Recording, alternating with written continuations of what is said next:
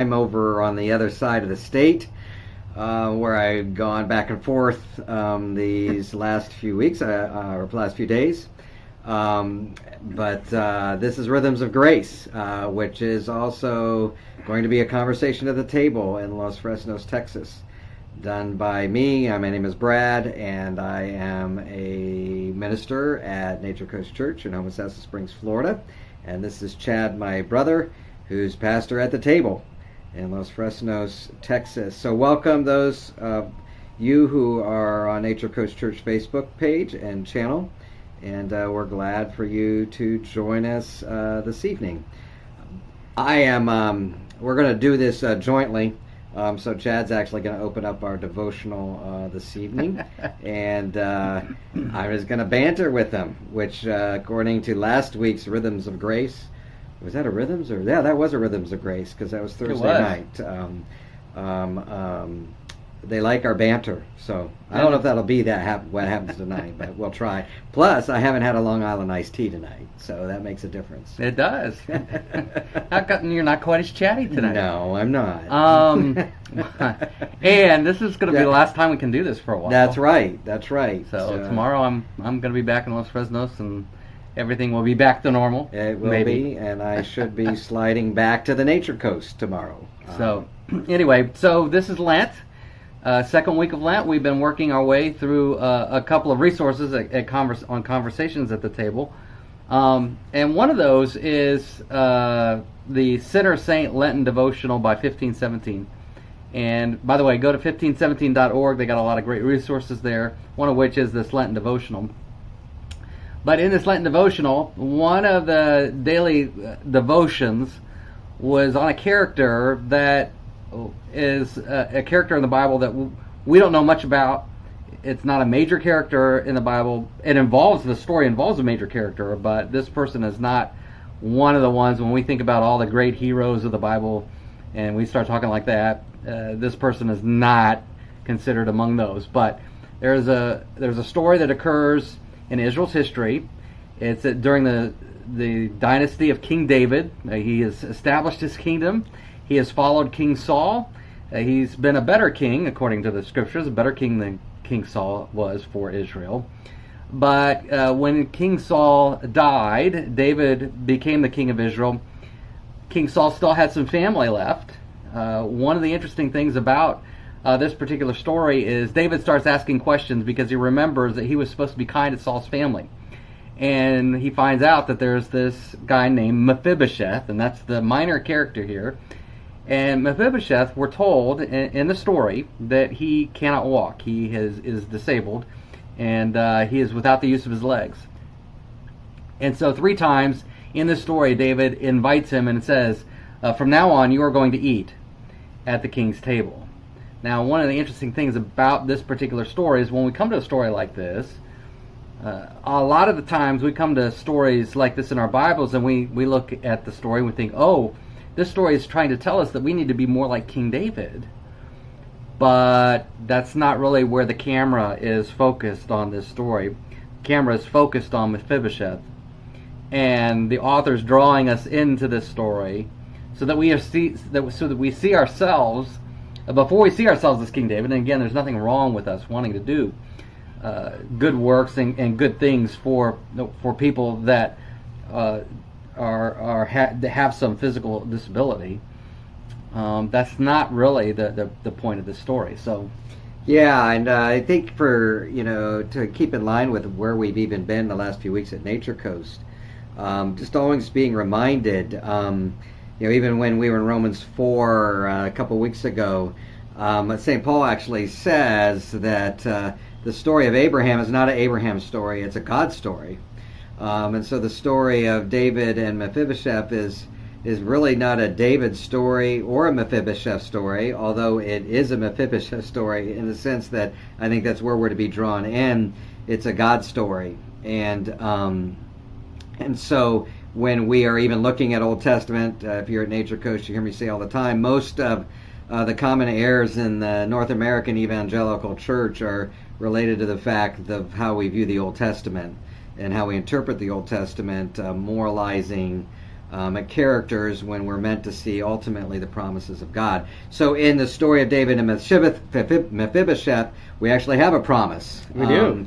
And I'll let Chad share about that promise. But anytime you see the idea of that promise, it should make you curious about how that promise fits into the promise of God. The story actually begins, remember how I said David is looking to do something nice for King Saul?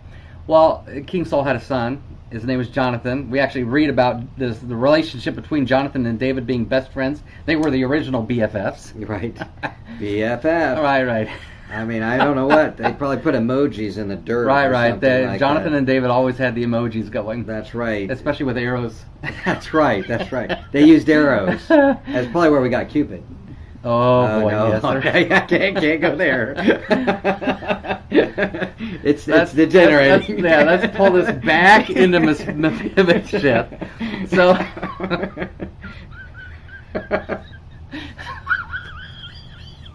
okay, we did this last time. We did. We don't even need. He doesn't even need a Long Island iced tea for this. That's right. Well, it's probably better. There is a promise. I didn't have one. There's a promise that sets up this whole story. This story. It starts by David is thinking, I made this promise to Jonathan. And he promised Jonathan that as long as David was alive, he would always give deference to and provide for Jonathan's family. And of course, Mephibosheth, being of Saul's family, is in Jonathan's family. And so David, this whole story is David making good on his promise to Jonathan that his family would always be taken care of. And of course, this promise is in line with all the other great promises of the Old Testament, in which God is going to provide for his family through Abraham. But here we see in story form this all playing out. And wouldn't you know it, the family of Jonathan is still there, but the family of Jonathan can't provide for themselves. Mephibosheth is living with somebody else. He's probably even begging on the streets. He can't take care of himself. He has no ability to provide for himself. He is completely dependent on others. He's completely, in this story, completely dependent on the promise. And so when we come to a story like this, again, our first inclination as Americans is, we got to be more like David. Let's go do something for the Mephibosheths of the world. And when in fact, we're Mephibosheth. That's us. We're in need of a promise. We're in need of a promise. We're in need of somebody else to provide for us. And 3 times, like I said, 3 times, David makes the comment that from then on, Mephibosheth is always going to eat at the king's table. And of course, the moment we start talking about king's table, that opens up the entire history of salvation. Right. And I guess, if you're reading the Old Testament, the whole idea of someone who can't provide, that is in a sense broken, feeding at a king's table should make us curious in the Old Testament.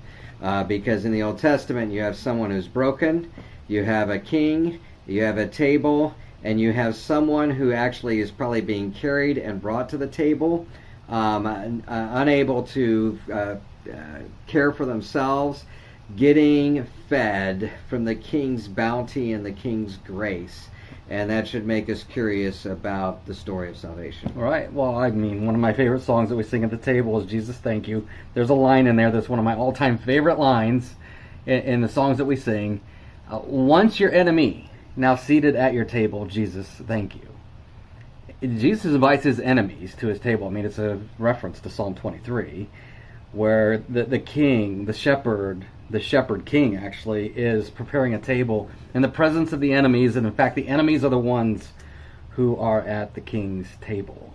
Mephibosheth, the one who is in Saul's line, the one who is part of Saul's family. Saul was the enemy, right. But now this enemy is being invited. The enemy that cannot provide for himself is not only allowed access, is provided access and brought to the king's table.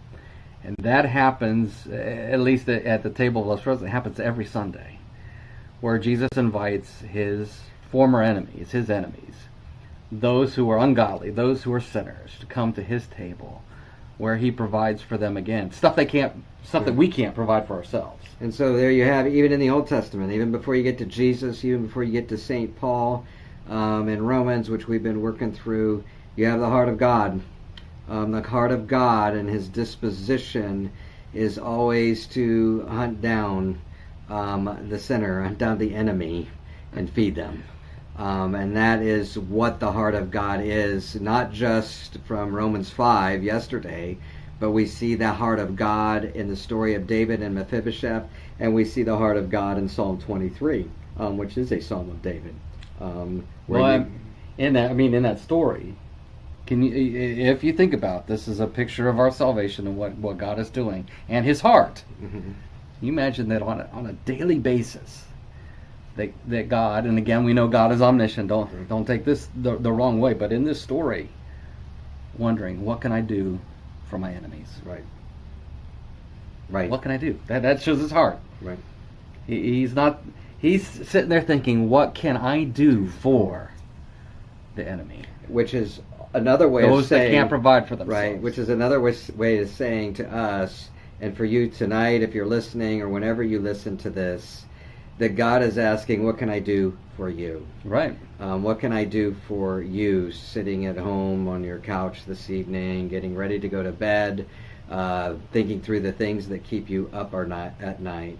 What can I do for you? And in the table of Christ, and the table that we feed off weekly at Nature Coast, it is for you. It's the broken body of Christ for you. It's the shed blood of Christ for you. But the heart of God is for you. The promises of God are for you. And we see it here in the Old Testament, in a story of David and a lame guy who was part of David's enemy clan that he brought to his table. It took me a long time to realize that we have a God, we have a Jesus who is for us, for you, for me. That He's not off distant, He's not out there somewhere, that He's not coming to get you, Right. He's not coming to get me. He's coming to feed you. He spends all His time, again, so to speak, especially in the story, He spends His time thinking about, what am I going to do for you? And He does. And then He does. He does it at His table. He does it in His Word. He does it in your life. There's never a day that doesn't go by in which He's not there for you. And so that is a promise for us when we come to this story, to remind ourselves that on a daily basis that Jesus is for you. That's our conversation at the table and our Rhythms of Grace for this evening. Thank you all for watching. You can check in the rest of the week, and for those of you on our Nature Coast channel, and even on the table for a daily devotional, whether it's a conversation at the table or Rhythms of Grace.